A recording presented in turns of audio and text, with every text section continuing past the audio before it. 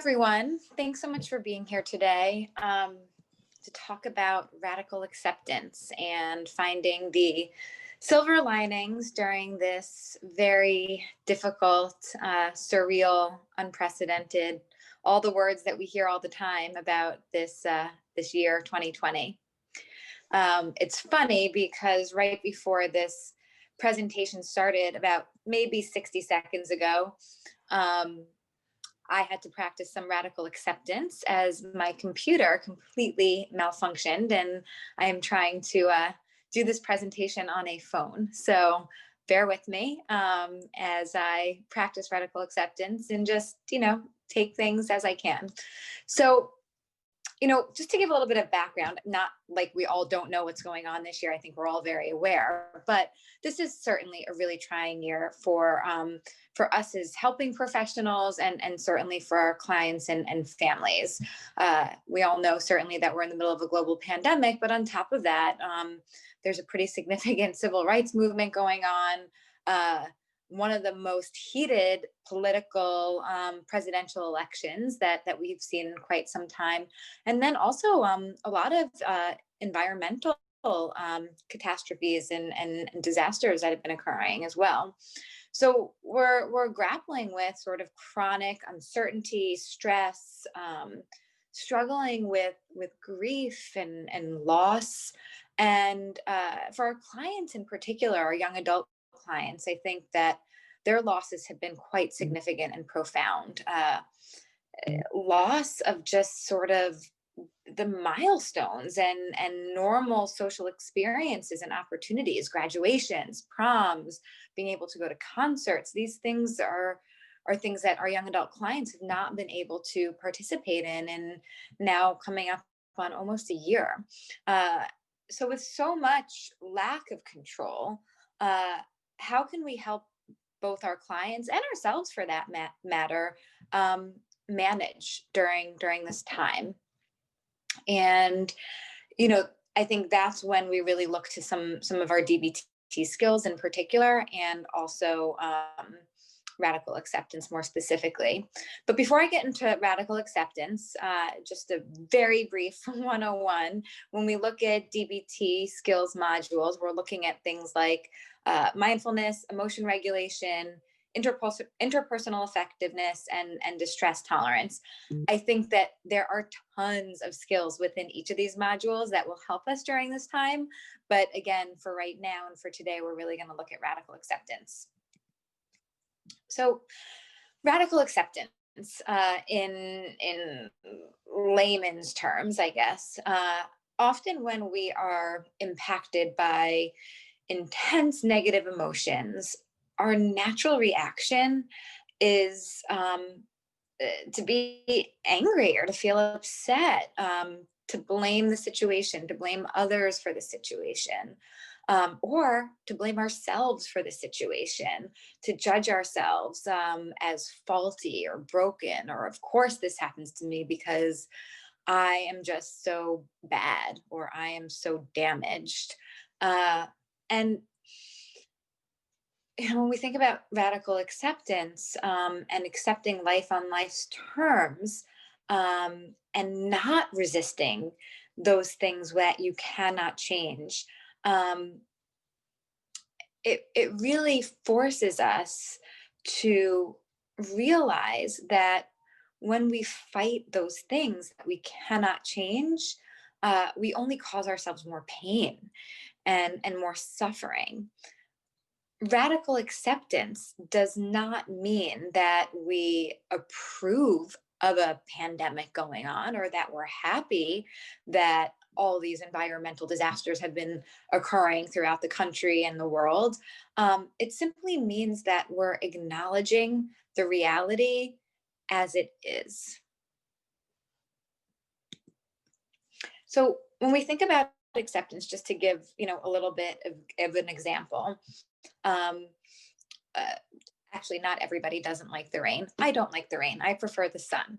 So I wake up in the morning and I see that it is raining out, and I say to myself, it's raining. I wish it wasn't raining. I don't want to have to use this umbrella. I hate umbrellas in New York City because I get poked in the eye by everybody else who's walking by me with an umbrella. I'm gonna have to wear my rain boots and they're uncomfortable. And just, you know, the list goes on and on and on. And by going on and ruminating about how much it's raining isn't going to change the fact that it is raining. The rain will stop when the weather patterns change and, you know, a bunch of meteorology stuff happens that I don't understand. I don't control it. It's going to happen whether I hate it or not. So rather than coming at it from that perspective, acceptance means saying, it's raining.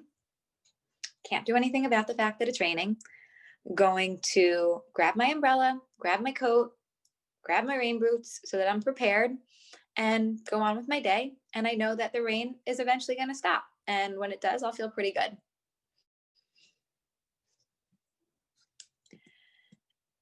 So how do we get to radical acceptance? And I think there are some really concrete steps that you can take towards radical acceptance.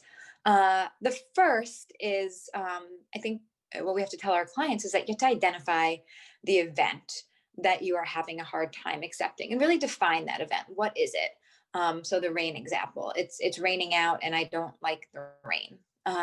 Second, identify what caused the event and really try to think of facts that led to the event.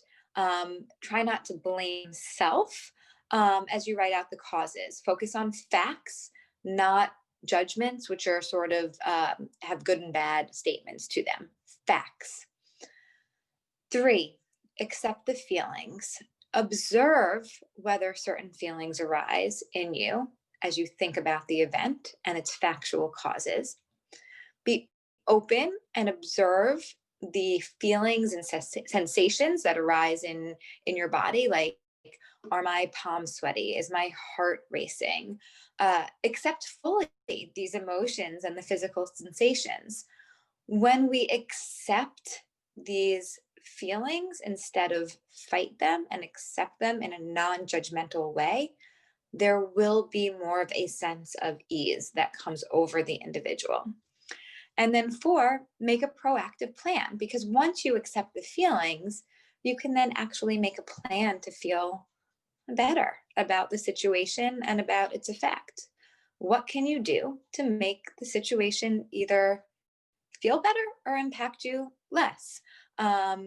Use wise mind when thinking of these examples. So with the rain example, it could be something along the lines of, okay, I'm going to grab that smaller umbrella, not the big umbrella that I don't like.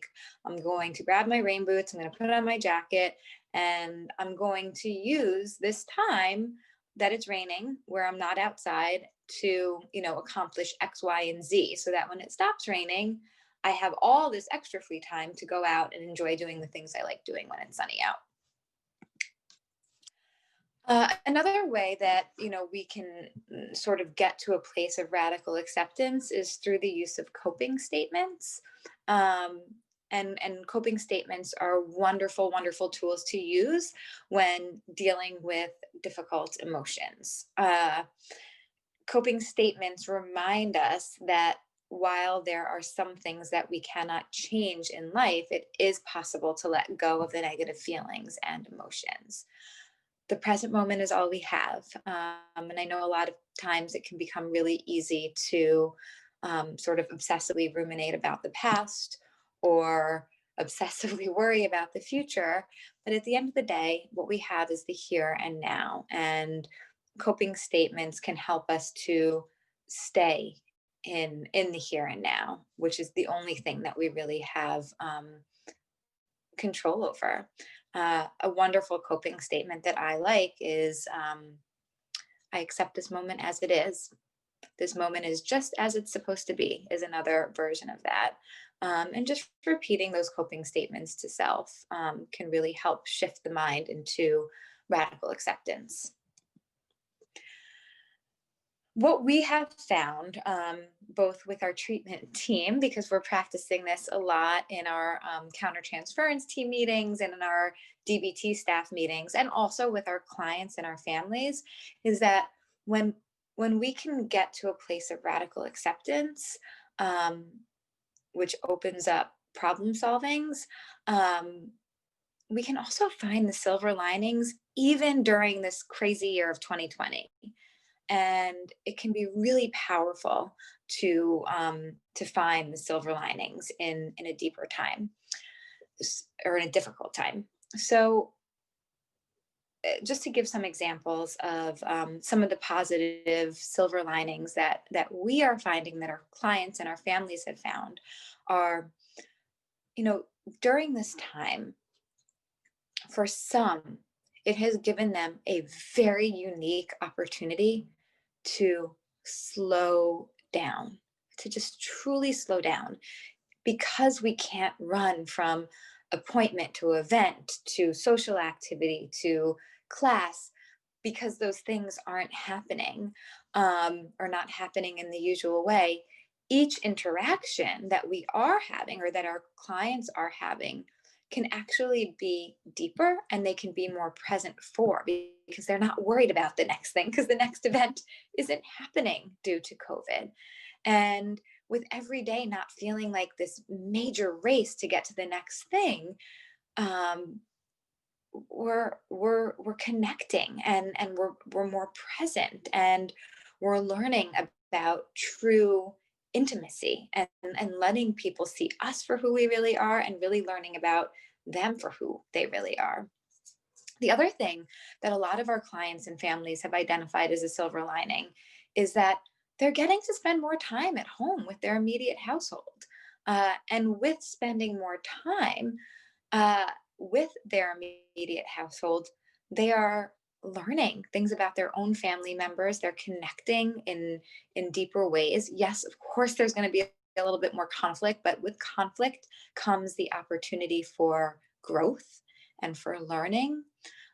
The other thing that we're seeing too, in addition to spending more time at home with family, is that because it's not as easy to get out and connect with peers, people are making a very concerted effort to reach out to friends and connect with them via Zoom. So you might actually end up spending more time, even if it's virtual, with your friends, because you're making a very concerted effort to connect during this time than you would not during a pandemic, where you sort of take your friendship for granted and don't go the extra mile to make time for them.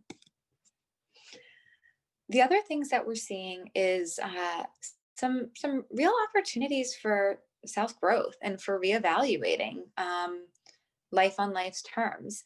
Some of our clients have used this opportunity to take a time out from the status quo and to explore other areas of life that they may be interested in. For some, it's learning a new language, or doing virtual tours at the local museums that they've never actually been to in person. But it's a time of reflection, and a time of making time for self, and really considering what drives an individual, what drives you in life, what gives you true happiness. And when you're running from thing to thing, and life is so hectic, you don't necessarily have the time to reflect in those manners. Along those lines, learning how to spend some time alone. And I think that's something that's really hard for people, and that's something that people avoid, and that now during this time we can't always avoid it because there's not as many distractions available. And learning how to spend time alone is a skill, and it's an important skill to be able to master. And we're seeing a lot of growth in some of our clients in this venue. Um, some of the things, I just want to give some little examples. We've had clients who have, prior to the pandemic, their kitchen repertoire consisted of mac and cheese, cup of noodles, anything that you could basically stick in a microwave. We've had clients learn how to cook. We've had clients master things like chess, who have never played chess before, and various other different types of games. We've had a couple of clients who have decided to online learn ASL. So, these are just little silver linings that I think actually are pretty cool and really wonderful for our young adult clients, and that they will take with them out of this pandemic. Two more things that I want to sort of hit on about silver linings is that during this time, it's no secret that certain populations have been hit harder than others. And like with, unfortunately, many things in life, when there is a problem in society, whether it's a pandemic or a natural disaster, usually more vulnerable populations and more marginalized populations suffer more and get hit hardest. And we're seeing that with coronavirus as well. And our clients, again, we're really encouraging our clients to use this time and use this free time and excess time that they might have as a result of COVID to understand how they can be of service to others, and really trying to open the venue to being community minded and understanding how volunteering and service can not only help them feel better or help others feel better, it also helps you feel better about yourself too, and can help further you in the process of radical acceptance and in finding silver linings during this really difficult time. Last, and I'm curious at the end of this presentation to hear others' experiences of this, but we have found that coronavirus has kind of been somewhat of a great equalizer when it comes to certain mental health symptoms. Many of our clients have said that friends of theirs who might not have struggled with mental illness in the past could, after having experienced this pandemic and experienced the associated loneliness and isolation and depression that so many in the world are experiencing right now, who have never experienced that before in their lives, has enabled them to connect to certain friends in a deeper way, to feel less stigmatized, to feel less alone in these feelings, because for the first time in their lives, they say that other people are feeling and experiencing what they have felt prior to this on a day-to-day basis. And it's enabling people who might not have really understood them or where they were coming from to connect to them and understand them and have empathy in a manner that they didn't have before. And this has opened a gateway to having more honest and normalizing conversations about mental health and about their mental health needs. So with that, I'm going to turn this presentation over.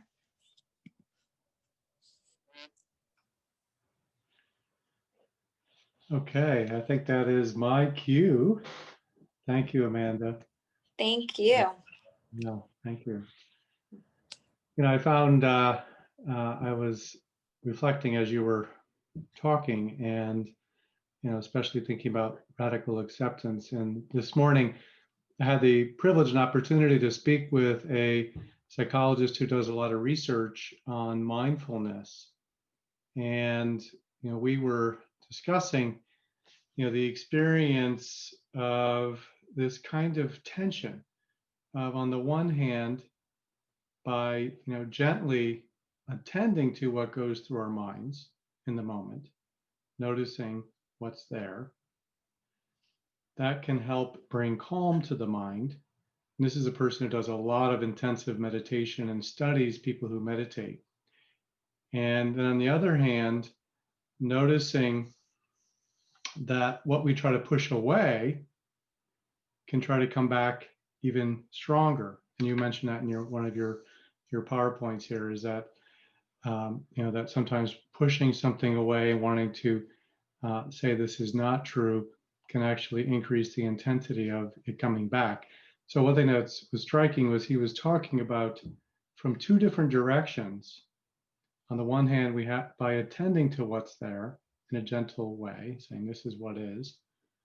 On the other hand, not fighting it, both allow us to be in that kind of middle space. So I'm using that as a reference point because what I want to share with you are some thoughts I have, particularly in relationship to building stress resiliency. And so this is going to be the thrust of my focus over the next few minutes here. And beginning, with the burgeoning research, it's actually beyond burgeoning now. It's a very well-established base of research that is derived from both neuroscience, ecological psychology, attachment research, and looking at how in relationship to people we trust, that we actually can find our greatest sense of support, but also it's the most powerfully stress regulating. So, Amanda, you spoke to isolation, loneliness being a real threat to our social existence. And I want to reference this study here, Lending a Hand by Jim Cohn and his partner, Sabara.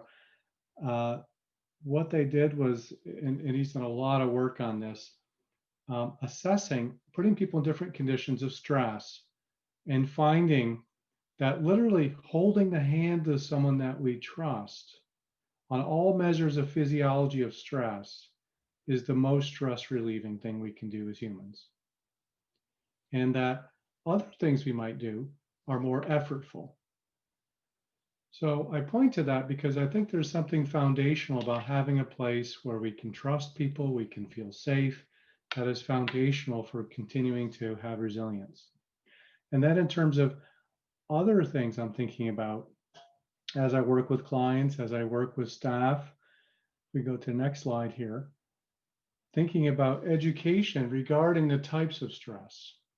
And one of the things that, these kind of two major, on a continuum, two major categories of stress. One, on the one hand, we have traumatic stress, and we even have post-traumatic stress syndrome, whereby an overwhelmingly threatening experience can leave this massive impact. On the other hand, there can be this accumulation of daily stressors that pile up. And if you think about at a basic neurobiological level, the sympathetic nervous system is activated over and over and over again. If we go on the next slide. And that, all of us humans, we are born with certain kind of temperaments, certain kinds of vulnerabilities, things we may be susceptible to. So some, as children will describe that, loud noises they're very sensitive to, or the texture of certain kinds of clothing. All of us have different kind of ranges in relationship to external stimuli and even internal stimuli, and that our kind of capacity of managing stress and dealing with stress and what stresses does vary from person to person, but that generally speaking, we need a certain amount of stress, certain amount of pressure to force us as humans to mobilize ourselves and do problem solving and adapt. And there's this kind of optimal zone of stress whereby we can be very focused, we can think rationally, our executive functioning, our prefrontal cortex is active, and we can manage very successfully. In fact, we need our prefrontal cortex to engage in our best problem solving. When the stress gets tilted too high, we know that it's more difficult for our prefrontal cortex. We tend to be, as referred to in DBT, more operating from a place of emotional mind, and it can be more difficult to engage in rational problem solving. So we all have these kind of optimal zones, and we can go on to the next slide. I think part of what I think about in terms of educating people is, all of us right now are facing stress. We've identified these sources of stress. How do we keep ourselves in the zone where we can function at our best and be aware of where, perhaps maybe there's a deficit of stress, which is hard to imagine right now, that we're having too little stress. More often, we're actually facing too much stress. And, can we be aware of our own indicators of stress? So let's go on to the next one. And to be thinking about what pushes us out of that zone of optimal functioning where we can engage in our breath work and have focus and be loose and be relaxed. And, some places that I know push me out of my zone would be, if I'm overcommitted and overwhelmed and find it difficult to prioritize among many different things, or I'm not getting the amount of sleep I need, or I have faced a real setback and I'm trying to, make sense of that setback and still trying to keep going, and, missing workout routines. These are places where I know I am vulnerable to moving out of the place that is my best zone of functioning. And so I think we have the opportunity to both remind ourselves and teach our clients and those we care for to recognize the way in which stress is, pervasive throughout our experience right now, but also the way that stress can manifest in all of our lives at these kind of 4 basic levels: physically, emotionally, behaviorally, and interpersonally. Move on to the next one. And that as we're aware of these kinds of various ways stress can manifest itself, that we're planning rest cycles. So I'll give you some examples. Today I'm involved in 3 different presentations. I gave a class before coming on now. It was actually on building stress resiliency for patients. I'm doing something this evening with the New Canaan Library, and I've had a really, really busy week. Okay, performance reviews due. I have to check to make sure that the 225 clinical staff who I'm responsible for, that all of them have completed their sexual harassment training. I have 3 clinical huddles today. I mean, there's a lot of stuff, right? A lot of stuff in our work, and I'm tired. And I noticed that the impact of stress can affect my sleep, and I'm waking up at like 4 a.m. That is an indication to me I'm out of my zone of optimal functioning. I'm taking tomorrow off. I need to have a day of rest. And in fact, I've asked my assistant to arrange for the month of December. I need to have 1 day or 1 afternoon a week that I have off. And so I'm making that happen. Not easy. Of course, there's always going to be a reason to put it aside. But I know I need to plan this and take care of myself and to model that. I know one thing that's important to me in a leadership role is that people are going to pay attention to what I do, maybe even more than what I say. And so it's important for me to convey taking time to care for myself is really important. And I support you doing that too. So this is, attending to, at a very basic level, attending to my body, my physiological needs. Amanda has already, spoken to mindfulness. That's a core aspect of DBT. I really love mindfulness because it evokes the relaxation response. It helps bring calm to the body in those states of heightened activation. And in fact, in terms of progressive muscle relaxation, I intend to exercise tomorrow.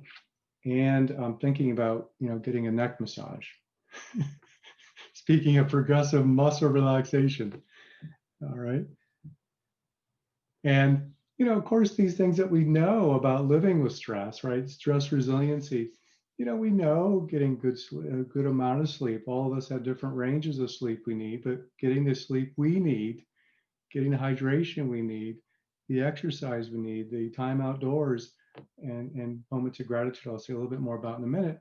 We know these things are important, but one of the challenges we face is that the catch-22, of the things that I know I need to do to cultivate resiliency are the hardest things to do when I'm stressed, because we can get, at least I can get into these routines. You feel like I have to keep up, and it can be hard to break free from these cycles.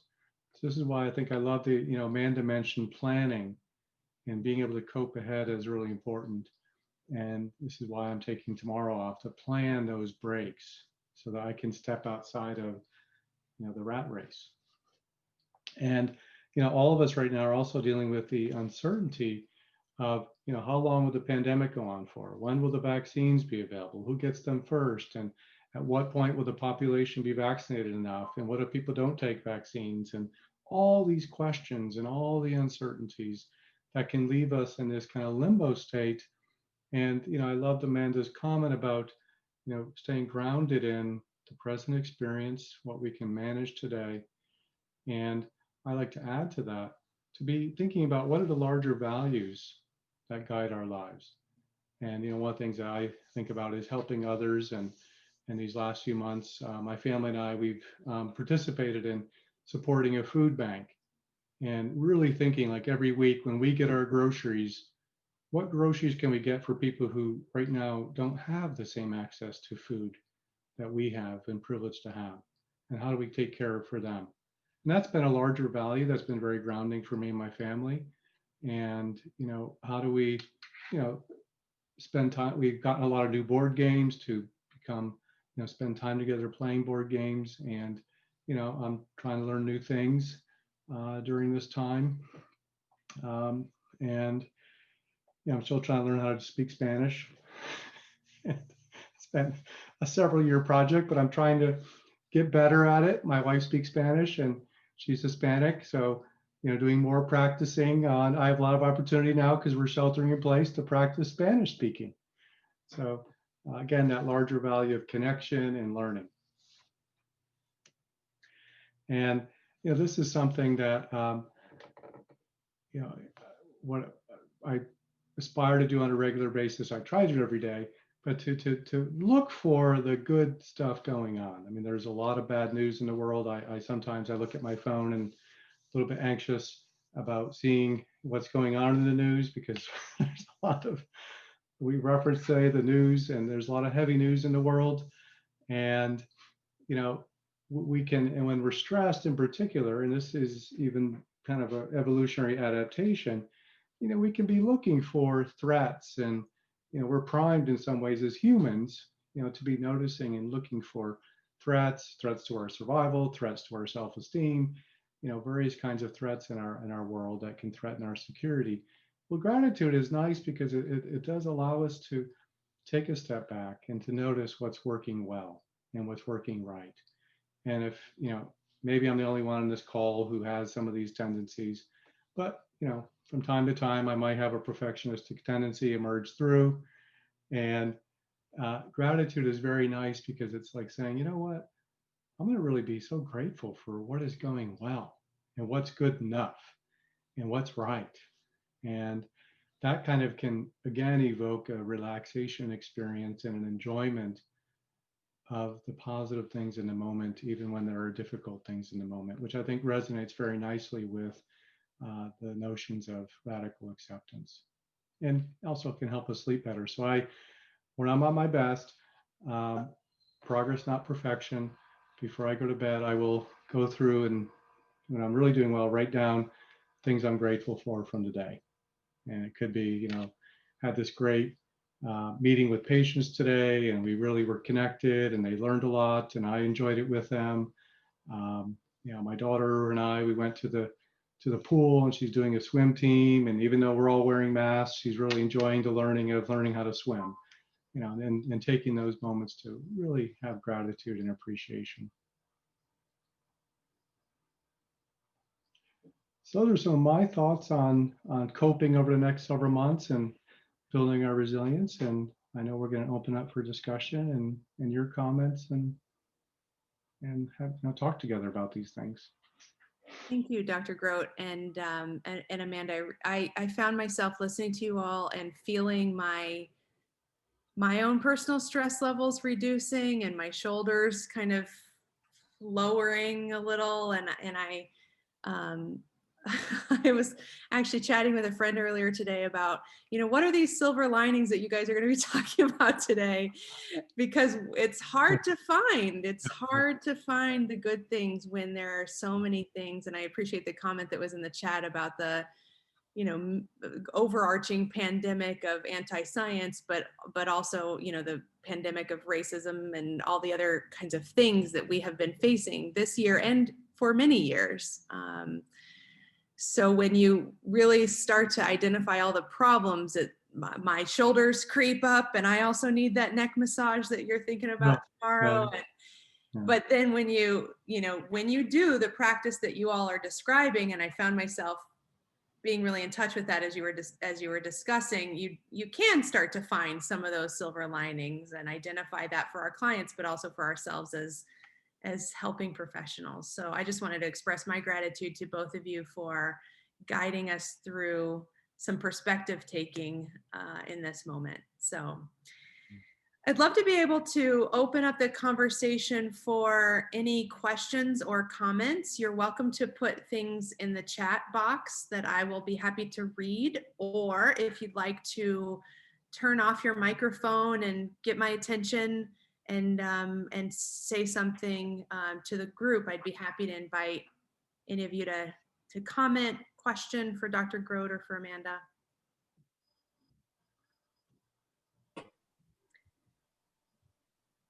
I also have another invitation that I was thinking about in addition to questions is any silver linings that you've been able to identify or something that might have even popped into your head as we were talking today, or some practice of radical acceptance that you were able to do even in this talk. I'd love to be able to hear those things too.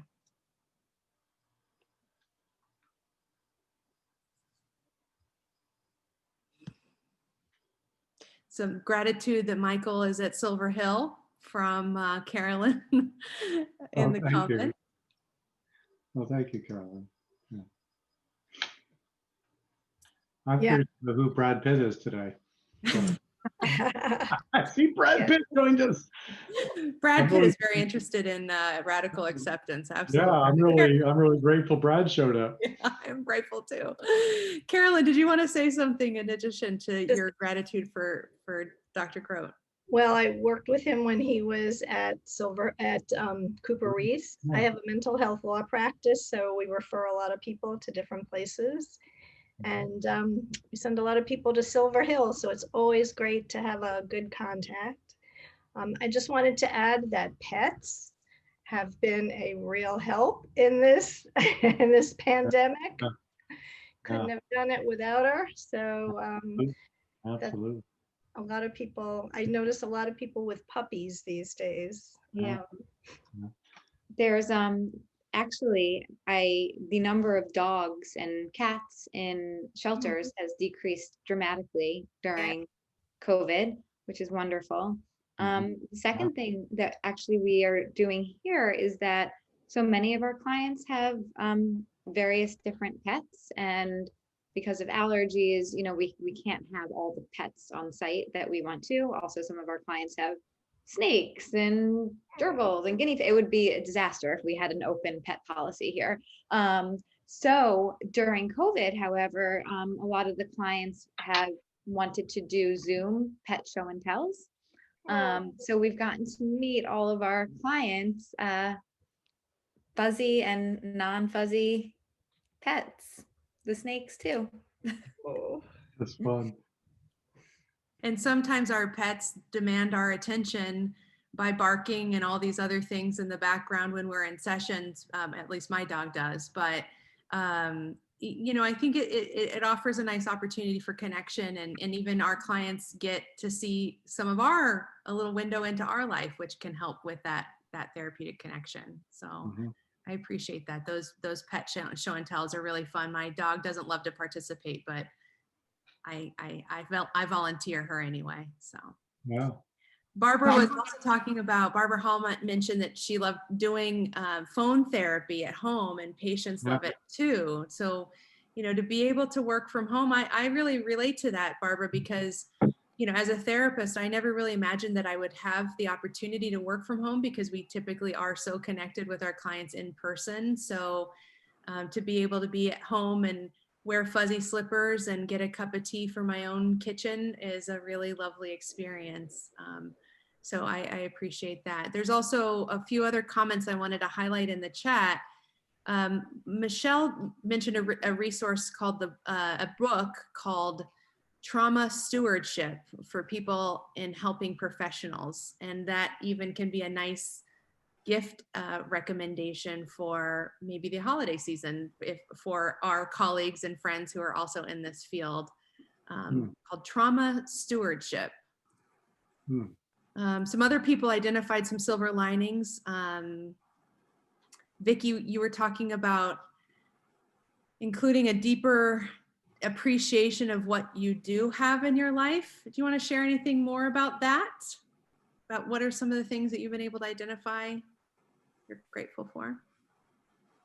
Hello, thank you for asking. I just feel like I have been given an opportunity to rethink and relook at everything. And I do mean everything. And sometimes people, we talk to people all day long who are having problems in their life. And it makes me so grateful that I've survived most of or some of what they have lived through. And I don't know, I just feel good when I get up every morning. I don't feel like I'm trapped in a house. Thank you, Vicki.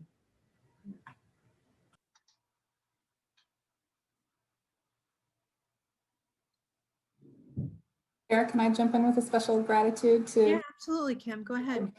So Michael used to be my boss here at Cooper Reese, and something special that he used to do was have very good chocolate in our office. And I just want to share that it's still a tradition. Oh, nice. Talk about silver linings. Yes. And every time I have one a day, and it's I think of you. So thank you. Good. That relieves some stress for you. Little dopamine for the. A little bit of dopamine, yeah. For that, I'm grateful. Thanks, Kim. And Andrea or Andrea, I don't know how to pronounce your name correctly. Andrea. Andrea. Thank you, Dr. Groat. It was just what I needed today. I think that for me, my mom lives with us, and she's pretty wonderful. She's 83. No one would ever think she's 83. But I've gone through some periods of feeling not so great about the fact that my mom lives with us. My kids are older, they're out of the house, so there was an opportunity for my husband and I to be alone after many, many years. We were caregivers to my dad, who had Lewy bodies, so it was a really difficult experience. And then my mom stayed on along with us. And I'm only sharing this because I've had to fight to find that silver lining. As wonderful as my mother is, I don't think you grow up on it. I can't wait to live with my parents again. At least I didn't. And I have had to work hard. I've had to dig deep and find the silver lining. And I've realized that my humor is what I've been grateful for. I think it's one of my strong suits, at least I'm told that. And when I'm starting to feel frustrated with her being in the kitchen, being Italian, and we both love being in the kitchen, but I don't want to be in the kitchen with her at the same time. So instead of getting angry and starting to feel the resentment build that she's right underneath me and I'm trying to make a pot of sauce, I use my humor, and it deflects a lot, but it also grounds me. We laugh at each other, we laugh at it, she laughs at me, and then she leaves the kitchen because I get my message across without being mean. So, mean what you say what you mean, but don't say it meanly. So I think I've realized that a gift of gratitude for me is my sense of humor and my ability to use it as much as possible right now. That's it. Thank you, Andrea, for sharing that. One of the things that comes to my mind, and I'd be curious, Amanda and Dr. Groat, what your thoughts are about this, but I have been assigned the label sometimes by colleagues and clients that I am aggressively optimistic, that I'm a super optimist, and I do find silver linings. It's part of my personality. And sometimes that then creates an opportunity for, if I'm arguing for the silver linings, then the client argues for the challenge, right? Because there's always that writing reflex or the kind of holding both there. So could either one of you talk about how this practice of radical acceptance and even some practices around gratitude or finding those silver linings when clients are really holding on strong to everything is horrible, if there's any tips or thoughts that you can think about that or give us any guidance on that. I mean, I think that validation is super important. We're not gonna get our clients to shift into more of a wise mind and into more of, into radical acceptance if they're not feeling validated and supported and heard. If a client says, I hate the world right now, and you say, no, you don't, it's not that bad. I mean, there's nothing more infuriating than that type of response. I hear you. I hear that you hate the world right now. Let's talk, so it always has to start with where they are. But the wonderful thing in DBT is always working in the, I love and statements. You can validate somebody's feelings and make them truly feel heard and respected.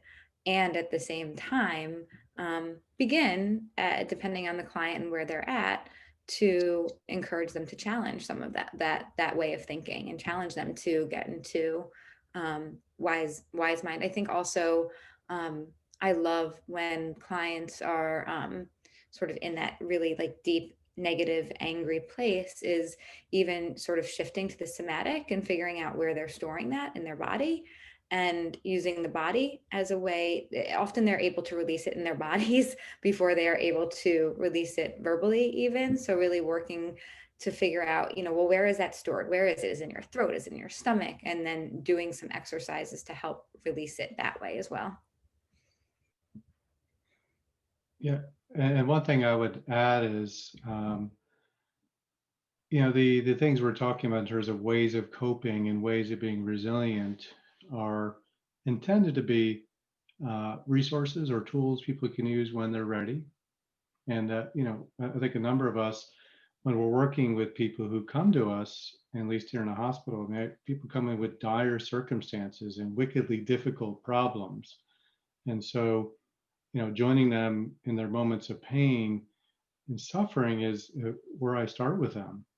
And as they're able to and willing to consider ways of coping, gratitude can be one tool that we look at, but that's not imposed, but more something that's negotiated with the needs of that person. And that's how I think about it, is it's a resource, but not the resource. Sometimes being listened to is an enormously powerful way of coping. That, I've turned to someone in my state of vulnerability who really listened, and they got my pain and my difficulty, and I find some relief in that. I'd like to add something to that. I was inspired by what both people have answered, but Sarah, I'm like you. I'm an eternal optimist, and I have really learned that that can be off-putting sometimes in certain situations. And I've learned that it can be disconnecting as well. I tend to want to be positive, upbeat, full of energy, that kind of thing. And when you're dealing with somebody who is not at that place energetically too. So for me, I have just become more aware and trying for attunement with the person that I'm talking with and interacting with, so that we can sort of synchronize ourselves and co-regulate, and we're able to communicate much better when I'm not way up here, when, because I'm not affected, I'm not in the place that they're at, but just sort of being aware of that. I would just add energetically beyond the words and the thoughts, the DBT, all of that. Amanda touched on it with, getting to where they are physically and help them be aware, but also you as somebody that's interacting with them, where you are energetically, and are you a match? How can they reach or even get to where you are? So you may have to sort of temper it a little bit. Getting back to what was said about listening, I was listening to a webinar not too long ago, and the speaker said something that really resonated with me, and I've plagiarized it over time since then, that we are born with 2 ears and 1 mouth, which means that we should listen twice as much as we speak. And I thought that was so powerful, because it's so true. It's just what you were saying about listening to people rather than speaking sometimes, and we can gain a lot more information, and I think in some ways be more supportive by recognizing their pain, their frustration, their difficulty, and just being sympathetic to that, as opposed to have to jump right in and give advice or give direction or just, talk over them.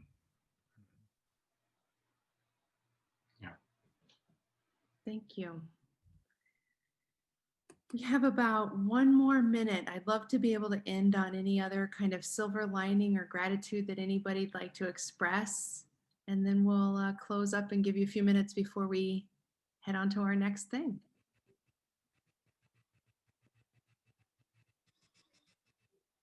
Go ahead, Jerry. You know, the one thing that comes to mind for me is that it's given me time to really think about relationships in my life in general, because I've been so isolated here in my sunroom in Atlanta, Georgia, instead of being out on the road traveling. And it's made me more prone to reach out and reconnect with people that I've just kind of lost touch with over the years. Yeah.